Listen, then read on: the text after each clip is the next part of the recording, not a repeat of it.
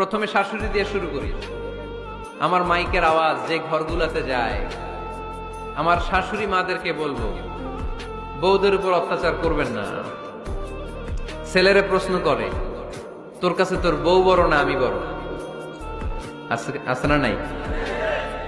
এটা একটা প্রশ্ন হইলো। তোর বউ বড় না আমি বড়? দুইজনেই বড়। তো এক ছেলে সুন্দর উত্তর দিছে, আমার কাছে ভালো লাগছে উত্তরটা শুনে। এবার ছেলে উত্তর দিছে, মা, আমার মুখ থেকে মা ডাক শোনার জন্য তুমি কি কষ্টটাই না করছো জীবনে। 10 মাস আমারে পেটে ধারণ করলা, খাইতে পারো নাই, বমি করছো, খালি ওষুধ খাইছো, তোমার পেট কেটে আমারে বের করা হয়েছে, 2 বছর আমারে দুধ খাওয়াইছো, পেশাব পায়খানা পরিষ্কার করেছো।